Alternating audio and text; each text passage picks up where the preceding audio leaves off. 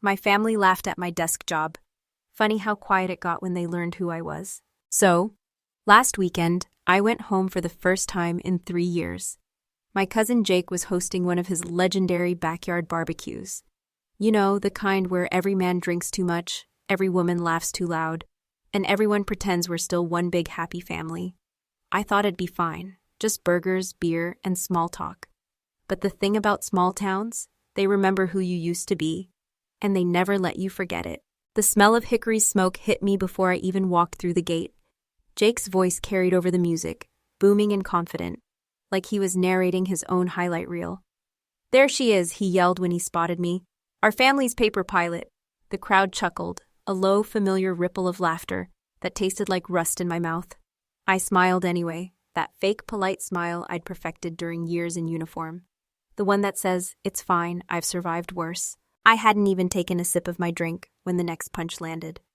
"Heard you're doing office work now, Em," Jake said, leaning back in his lawn chair like a king addressing his court. "Guess the Air Force figured you weren't cut out for the real stuff, huh?" He winked, the kind of wink men use when they think they're charming but are just being cruel. Everyone laughed again, everyone except his dad, Robert, my uncle. The same man who once told me, "Service runs in our blood." He stayed silent, eyes glued to his beer. That silence burned more than the joke. I could feel every stare, every smirk, every little reminder that in this family, noise equaled strength. Jake was the golden boy, ran a local gym, coached kids, posted daily motivational quotes about grind culture. Meanwhile, I was the one who'd left and come back with a smile that didn't reach my eyes. To them, that made me fragile. To me, it made me free. Still, the way their laughter hung in the air made my chest tighten. I wanted to walk away, but pride glued me to the chair. Robert finally looked up. Our eyes met for a split second, enough for me to see the storm behind his calm. He knew something none of them did. He always had. But he just sipped his beer and looked away.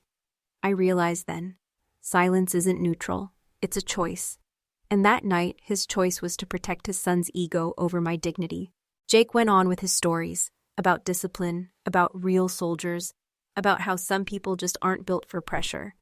He didn't notice how my hand tightened around the beer can until the aluminum creaked. He laughed again, oblivious. "Don't take it personal, Em. You know we love you." I nodded, pretending I couldn't taste blood behind my teeth. The truth is, I'd flown through storms that would have turned him to dust. But you don't win anything by shouting at a wall of arrogance. As the sun dropped, the backyard glowed in string lights and smugness. The men were swapping war stories they never fought. The women were cleaning up after them. And I stood on the edge of it all, invisible, like a ghost. That's when I heard the ocean. The sound carried from beyond the dunes, soft but steady, and for a second, it drowned out the laughter. I set my drink down and walked toward it, barefoot on the cool grass, the kind of silence that follows you when you finally stop caring what they think. The sky was streaked with orange and silver. The air smelled of salt and smoke, the same scent that used to cling to my flight suit. I thought about how easy it was for them to laugh, how safe it was to mock what they didn't understand. They didn't know about the nights over foreign deserts, the radio static crackling with fear, or the sound of men calling out for air as the world burned below them. And they sure as hell didn't know who Raven One was. I didn't need them to, not yet, but as the waves lapped at my feet, I made myself a quiet promise, the kind that hums louder than any insult. The next time someone called me paper pilot, I wouldn't stay silent, because silence might keep the peace. But it never kept the truth. People always think the military is about noise, the engines, the shouting, the chaos, but the truth is, it's built on silence. The kind that hums in your bones when the radio goes dead, and you're 30,000 feet above a war zone, praying the next sound you hear isn't your own name in a Mayday call. That kind of silence teaches you who you are. It taught me. I was 27 when they gave me my call sign, Raven One. Not glamorous, not badass. It came from a tech sergeant who said I flew like a ghost, quiet, fast, and always where the trouble was. I didn't correct him. He wasn't wrong. Flying was the only place where I felt real. Up there, it didn't matter that I was the only woman in my squadron, or that half of them thought I was a quota hire. The sky didn't care who you were. It only cared if you could survive it. Our mission in Kandahar wasn't supposed to be complicated. Just a recon escort for a ground team, in and out, 30 minutes tops, but things go wrong faster than you can think. I remember the first flash on the horizon, the explosion that turned the radio into static. The guys below were trapped, surrounded. Their calls came through, voices cracking, breathless, one of them yelling for Captain Robert Carter. Yeah, that Robert Carter, my uncle. Back then, I didn't even know he was in that unit. The storm came down fast. Wind, dust, tracer fire cutting the sky like red lightning. My co-pilot shouted, "We're out of range, we'll lose the rotor if we push in." But I pushed anyway. You don't leave people behind. That's not courage, that's code. The cockpit was shaking so hard, I thought my teeth would crack, alarms screaming like dying birds. I remember thinking, if I'm going down, at least they'll make it out. And then quiet. Not peace. Just the kind of silence that feels like the world's holding its breath with you. We dropped low, under radar. I could see the flashlights from their helmets. 7 of them, one limping, one dragging another. The landing zone was hell. We didn't have clearance, but I wasn't asking for permission anymore. The dust swallowed us whole, and for a moment, I thought that was it. But when the last man climbed in, bleeding and gasping, I looked back. And Robert met my eyes through the haze. He didn't know it was me. I didn't tell him. I just said into the comms, Raven 1, package secured, heading home. When we landed, my hands were shaking so bad I couldn't undo my harness. My commanding officer came up, didn't say good job, didn't pat me on the back. He just handed me a cup of water and said, "That was one hell of a flight, Carter." The next day they classified the mission. No reports, no medals, no names. Just another ghost story buried in paperwork. A few weeks later, I found out who was in that unit. My uncle. The same man who now sits across from me at family dinners, pretending not to know what I've done. The irony's not lost on me. He once told me women don't belong in combat, that we're better off supporting the real heroes. I wonder if he remembers saying that when he was bleeding out in the sand, praying for the support to arrive. After that mission, I didn't sleep much. Every time I closed my eyes, I saw those tracer lines cutting the dark. So I volunteered to train new pilots at Randolph Air Force Base. It kept me busy, focused, sane, mostly. The students were young, hungry, full of attitude. Some of them looked at me like Jake does, with that same smirk that says, "You can't possibly know more than me." I never argued, I just waited. One day, one of them stalled during a maneuver and panicked. I talked him down through it, calm and steady, until he landed safe. When he stepped out, pale and shaking, he said, "How did you stay so calm up there?" I smiled. Experience. What I didn't say was, calm isn't natural. It's built from all the times you didn't have the luxury of panic. You learn to bottle the fear, cork it tight, because once it spills, everything burns. That's why I didn't argue with Jake. That's why I don't explain myself to anyone anymore. People who laugh don't deserve the truth. They deserve the silence that follows it. I still go flying sometimes, just me in the sky. I rent a Cessna from a small airfield outside Galveston. The owner, an old guy named Marty, knows not to ask too many questions. He just gives me the keys, says, "Clear skies, Captain," and hands me a thermos of coffee. He's one of the few who gets it. That flying isn't about power or adrenaline. It's about quiet. About the freedom of knowing you've earned the right to be alone up there. Sometimes, when I'm high enough, I think about that mission. About Robert, the team, the way the desert swallowed our footprints. Nobody ever said thank you. Nobody ever would. And that's okay. I didn't do it for gratitude. I did it because it was the right thing to do. But lately, that silence, the one that used to feel peaceful, has started to feel heavy, like a secret pressing against my ribs, waiting to break free. Last night, I found the old coin they gave us after flight school, the one that says honor in the quiet. I ran my thumb over it and realized something. Maybe quiet isn't always noble. Maybe sometimes it's just cowardice wearing a uniform. So yeah, let them laugh. Let them tell their little jokes at family barbecues. They can keep their noise. I've seen what real strength looks like. And it doesn't come with applause. It comes in silence, smoke, and the sound of a rotor blade keeping people alive.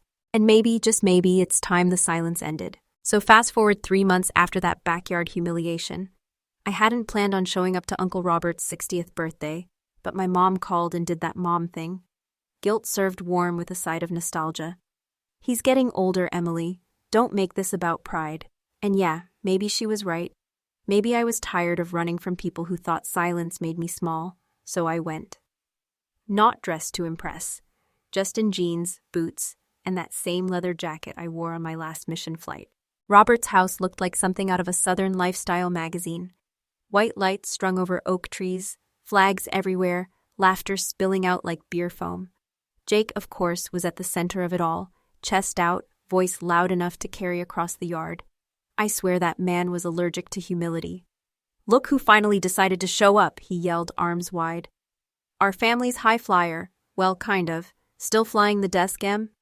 The crowd chuckled like trained seals. I smiled.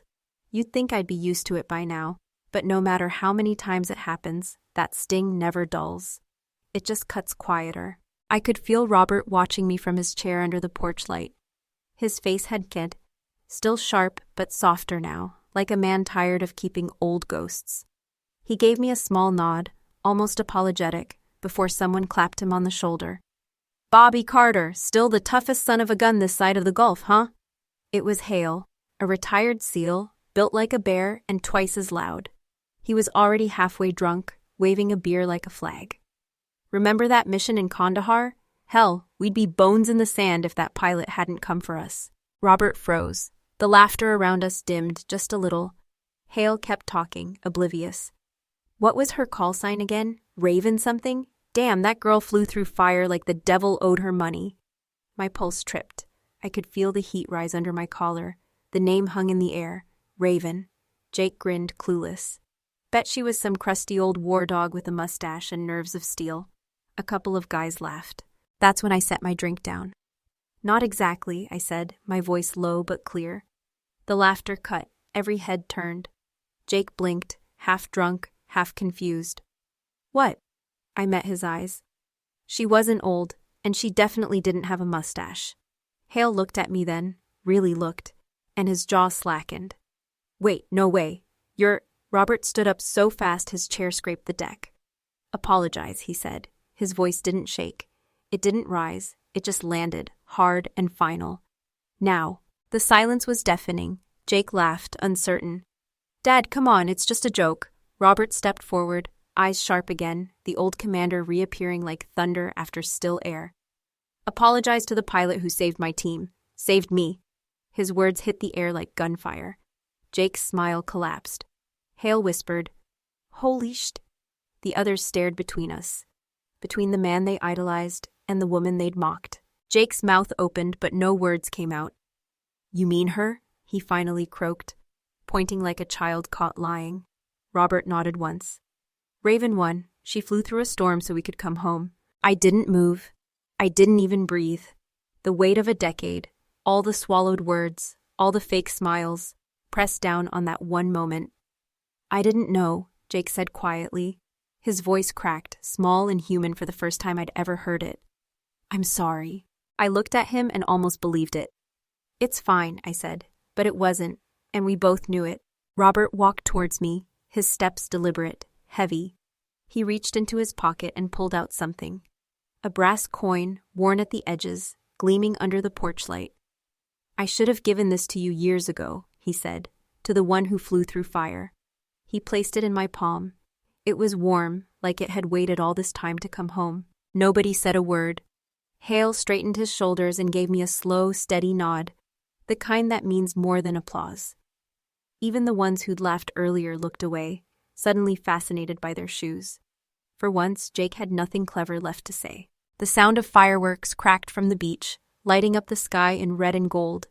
It felt poetic, almost too on the nose. I looked down at the coin, then back at Robert. "You knew all along," I said quietly. He nodded, shame softening the lines in his face. "I thought silence would protect you," he admitted. "Protect your career, your peace, maybe even my pride." I turned the coin over in my hand. "Your silence didn't protect anyone," I said. "It just made it easier for people to disrespect what they didn't understand." He winced, not from anger, but recognition. "You're right," he said, "and I'm sorry." His voice was rough now, the kind that carries both guilt and relief. I wanted to be angry, but all I felt was tired. Tired of carrying the burden of everyone else's comfort. Jake came closer, his head lowered. "I really didn't know, Em. I swear I didn't. I shrugged. That's the thing about not listening, Jake. You never do. His face fell, and for once he didn't argue, just nodded and stepped back. Then something unexpected happened. Hale raised his bottle in a quiet salute. To Raven 1, he said. A few others followed. The clinking of glass wasn't loud, but it was enough. Enough to drown out years of laughter that had once cut deep. When the fireworks ended, the night went still again. No music, no jokes, just that rare kind of silence that doesn't suffocate. It felt earned. Robert put a hand on my shoulder and whispered, "You have no idea how proud I am." I smiled faintly.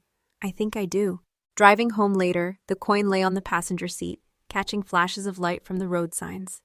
I didn't feel victorious. I didn't feel vindicated. I just felt free, like the truth had finally taken the weight I'd been dragging for years and carried it for me. So yeah, I guess sometimes you don't need to shout your worth. Sometimes all it takes is one person finally saying what they should have said years ago. And sometimes, just sometimes, silence breaks itself. I didn't sleep much after that night. My phone buzzed with messages. Old squad mates, people from the base, even a few cousins who had once laughed along with Jake. Everyone wanted to say something now. Proud of you. Didn't know you were the one. You're amazing, Emily. Funny how people find their voices after the truth does the talking for you. But the noise didn't matter. What stayed with me was that one word from Robert. Sorry, I'd waited years to hear it. And now that I had, it didn't feel like victory. It felt like release. The next morning, I drove back to Robert's house. The party leftovers were still out. Red Solo cups on the deck, half a flag bunting flapping in the breeze. Robert sat alone at the picnic table, nursing what looked like his third cup of coffee. He looked up when he heard the car door. "Didn't think you'd come back," he said. "Didn't think you'd want me to," I answered. We didn't talk for a minute, just sat there listening to the wind and the occasional gull. Finally, he sighed. "I was wrong to stay silent all those years." I waited. He rubbed his hands together like he could scrub the guilt off. "I thought I was protecting you from the politics, from the media. I told myself it was about keeping your service clean. Truth is, I didn't want my son to feel small next to you." That hit harder than any insult Jake had ever thrown. "You chose his pride over my truth," I said quietly. "You let him think I was a joke because it was easier than letting him face the fact that his dad needed saving. And by a woman." He didn't deny it, just nodded, eyes on the horizon. "You're right," he said, "and I hate that you had to carry that alone." For a second, I saw not the commander, not the patriarch, just an old man who'd spent too long guarding the wrong kind of honor. He reached into his pocket and pulled out another coin, older than the one he'd given me. The edges were worn smooth, the emblem faded. "This one was from my unit," he said.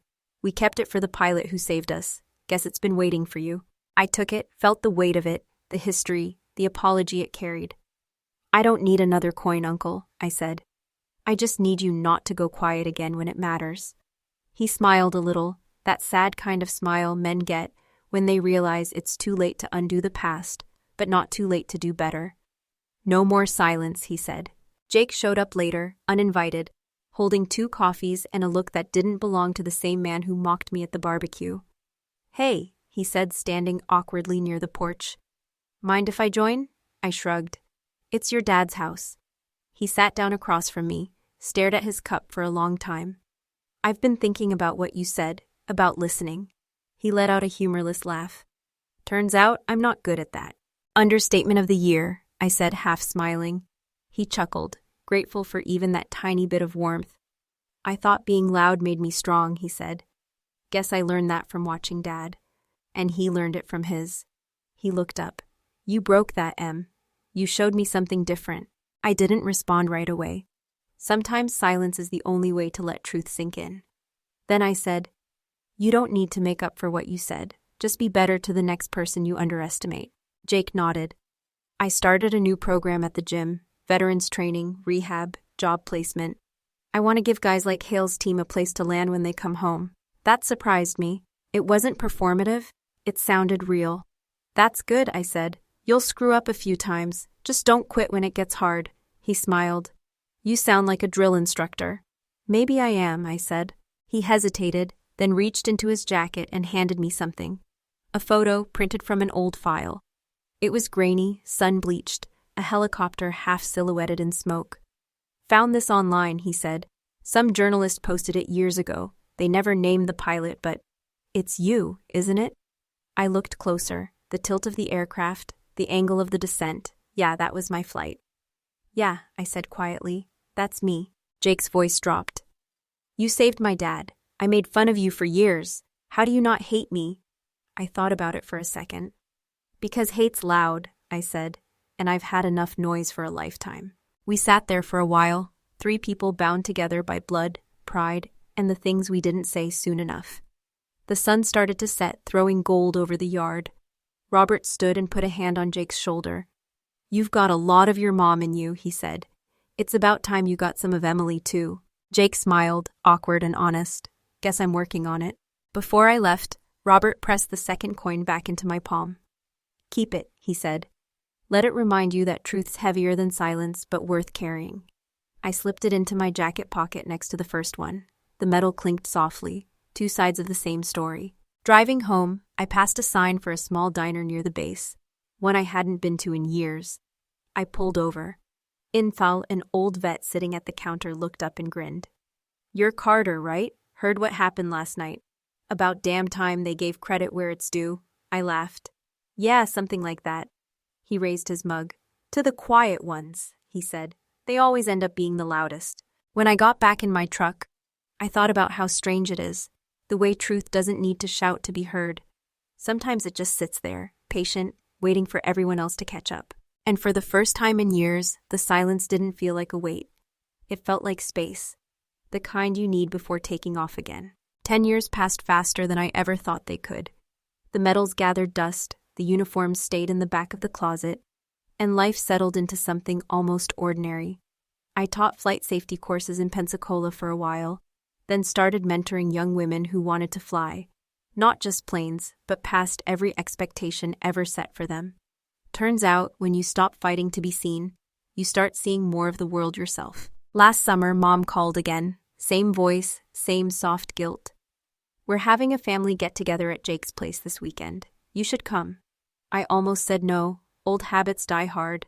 But something in her tone made me say yes. Maybe I was ready to see what peace looked like when you finally stopped running from it.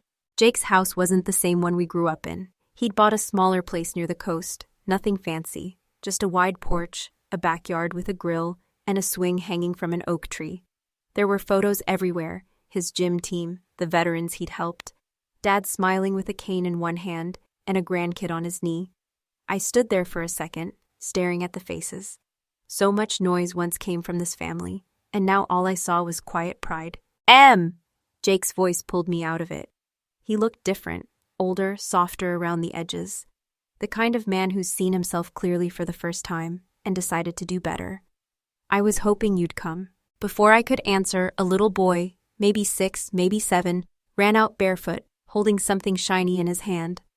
Dad, Aunt Emily's here. He stopped in front of me, breathing hard, then grinned like he'd just met a superhero. You're the pilot who saved Grandpa, right? I blinked. Your dad told you that? He nodded eagerly. He said you flew through a storm to save people, and that's why he helps veterans now, because of you. For a second, I couldn't speak. Jake walked up behind him, resting a hand on his son's shoulder. This is Ryan, he said. He's got more questions than the internet. Ryan held out his hand to show me the coin. The old worn brass one from Robert's team. The same one I'd given back years ago. Grandpa said this belonged to you, he said, serious as can be. But he told me to keep it safe. I smiled, kneeling so I could meet his eyes. You're doing a good job, Captain, I said. His chest puffed up with pride. Dad says bravery runs in the Carter family, he added. I shook my head gently. No, kiddo, bravery doesn't run in blood, it runs in choice. That shut him up for a second. A record for a 6-year-old, I think. Then he smiled again. Then I choose to be brave, too. Robert came out onto the porch just then, leaning heavier on his cane, but his eyes were clear. He already is, he said, because he's got good teachers. I walked over, hugged him tight, no words needed. There was a time when even that would have felt impossible. Now it just felt right. Later, as the sun dipped low and the backyard filled with that golden hour glow, the family gathered around the grill again. Same laughter, same warmth, but different somehow. softer, real. Jake raised his beer, but his tone wasn't performative this time. To family, he said simply, and to the ones who taught us what that actually means. Everyone clinked glasses, and for once I didn't feel like an outsider watching through glass. I belonged there, not because they finally saw me, but because I'd stopped needing them to. After dinner, I walked down to the beach behind the house. The air smelled like salt and smoke, just like the night everything changed. Robert joined me a few minutes later, his steps slow but steady. "You know," he said, "I used to think honor was about medals and silence. Turns out it's about owning your mistakes and not letting them define you." I laughed softly. "Took us both long enough to learn that."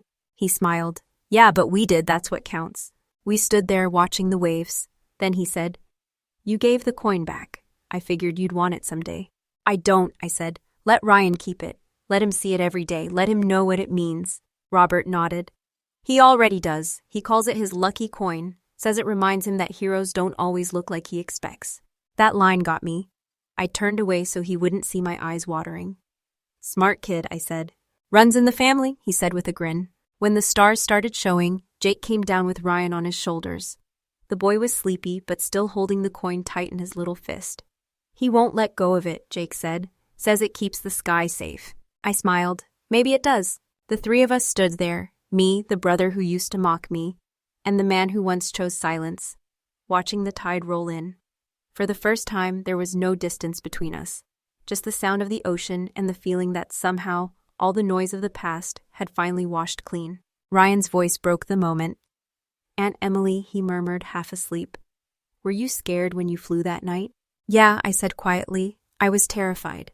"Then why'd you do it?" he asked, eyes drooping. "Because courage isn't about not being scared," I said. "It's about flying anyway." Jake looked at me, and for once he didn't have a comeback, just respect. When I finally drove home, I rolled the window down. The night air whipped through my hair, carrying the smell of salt and memory.